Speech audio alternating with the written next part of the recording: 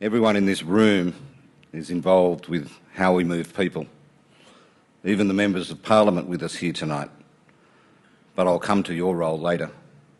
Our sole task at the Bus Industry Confederation, the sole task of our members in this room, suppliers, operators and their employees, is to move people. And it all begins with a bus and coach.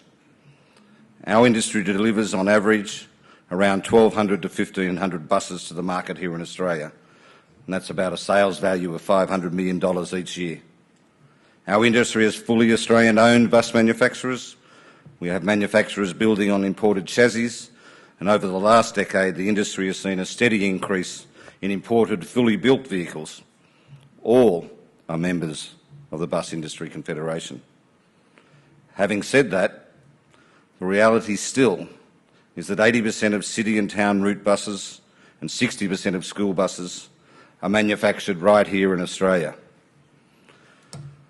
There is no doubt that the bus supply sector of our industry is very healthy and competitive, to say the least.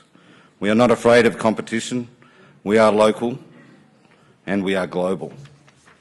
Australian manufacturing is meeting the global challenge. It is important to recognise that in this global test, Australia has a unique set of skills in manufacturing. Australia has a unique set of skills in manufacturing. We need to remember that. And this puts our sector in a good place to supply to other vertical markets, such as defence, corrective and emergency services and mining, for example. The reality is, in this room, in our industry, our skill set is already an export commodity and not just local. And that's why the skill set that is being developed in our sector needs to be retained. And we'd hope that all the members of Parliament here tonight understand that that critical skill set that's been developed over decades is highly important for the future of the heavy vehicle automotive sector. Our bus manufacturing and supply sector employs 10,000 Australians. On the bus service side, our industry employs more than 40,000.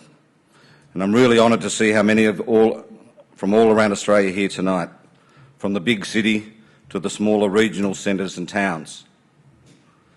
You are actually a big part of why we formed our industrial arm of the BIC, to represent the needs of employers and employees in our industry. We are seeking federal government action to get on with reforming industrial relations laws. I don't want to go into detail tonight on a range of industry anomalies, but it is vital that Australia moves on from the constant election cycle that seems to drive our industrial relations and reform. Some of this stuff is not that hard or contentious, just caught up in a union versus employer campaign that is more about the next election than the interests of business and employees. And we have a big question to ask of the federal government and opposition parties.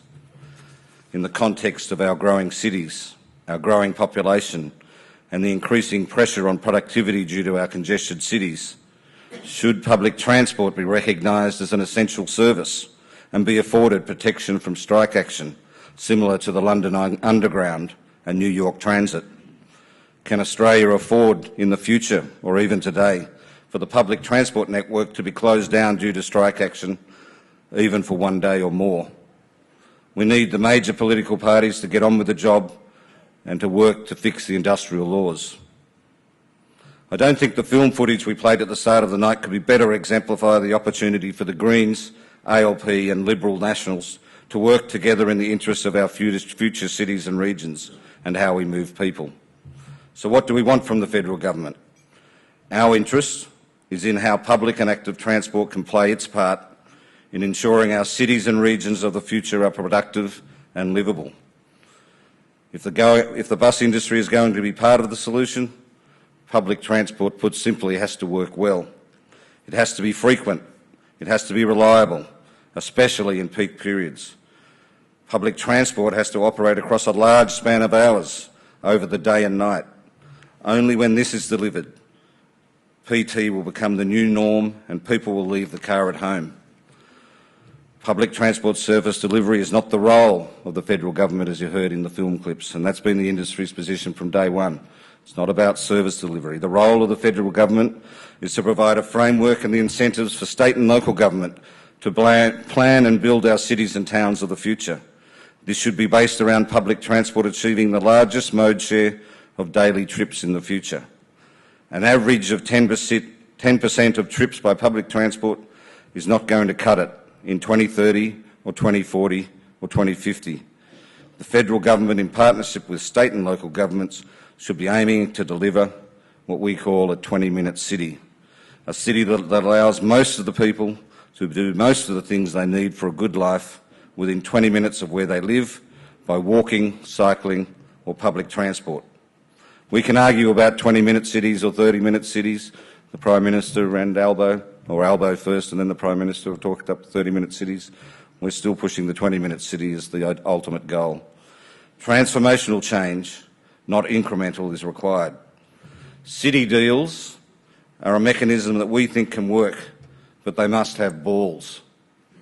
The focus of the city deals agenda by federal government must be on planning and integrated transport solutions. The focus of city deals must be on public transport and buses and tripling the public transport share of daily trips. Buses are the underestimated and undervalued opportunity to achieve this in the most cost-effective way when it comes to capital outlay and infrastructure expenditure. It is good to see that the development of performance indicators and benchmarking for cities has been announced by Assistant Minister for Cities Angus Taylor.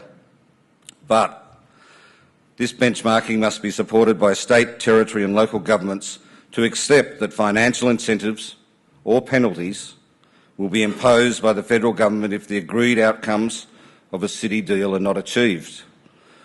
We would like to see city deals directly linked to Infrastructure Australia's priority list. All road projects should meet stringent requirements to include public transport planning and public transport integration. Simple things like effective assessment of bus mode options versus heavy and light rail, bus priority lanes, bus priority lights, integration with rail and other public transport modes. Major city roads should only be funded by the federal government if they are planned primarily as a transit corridor, with a focus on directing motorists onto public transport. Infrastructure decisions and projects can no longer be based on the irate demands of car owners for more and more roads. This is very hard politically. We're not naive. Nor is the whole question of road pricing easy. But in our view, road pricing must become another lever to influence future travel behaviour change. We need brave leadership on this stuff. Infrastructure Australia should prioritise public transport projects, and the federal government should only fund public transport networks that can be proven to be efficient. An efficient network that can deliver congestion savings and environmental and societal benefits, as an example. Are the individual transport agencies performing? And is the performance of the public transport network in each state and territory being benchmarked? Why should Infrastructure Australia prioritise public transport projects that are just compounding the problems of an inefficient transport network?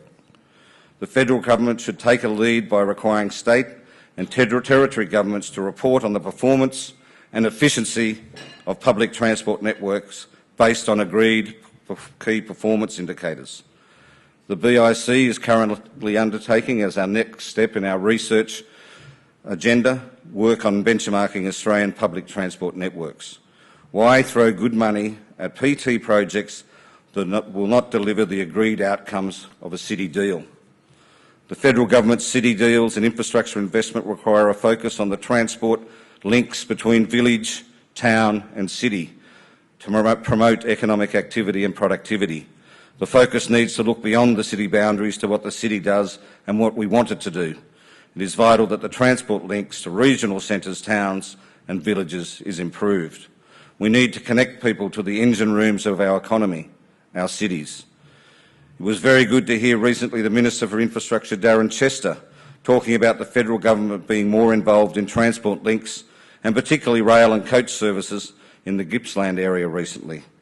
Connecting people to our cities through passenger transport services and working with state and local government to improve these is important for the economy.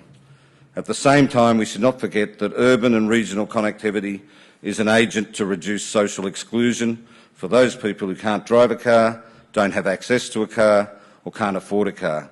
The bus industry plays a critical role in the movement of people every day. The social inclusion benefits of what we do as an industry cannot be underestimated. The bus industry, whether it's manufacturing buses or the operation of bus services, plays an important part to the health of our economy, the health of our environment and our living standards, and to the health and well-being of every Australian. We look forward to working with government, opposition, Greens and, of course, the crossbenchers to see that public transport and bus services play their part in the future prosperity of the nation and livability of our cities and regions. Thank you. Can I ask to the stage Anthony Albanese, Shadow Minister for Infrastructure, Transport, Cities and Tourism. You saw Albo appear a number of times in the video footage.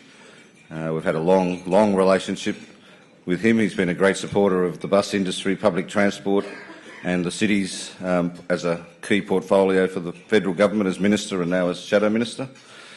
He already told me that, as I went down the back to let him know that I was bringing him up to stage now, that he has right of reply and that everything I said in my speech was rubbish. So he was joking, of course. Ladies and gentlemen, welcome Anthony Albanese.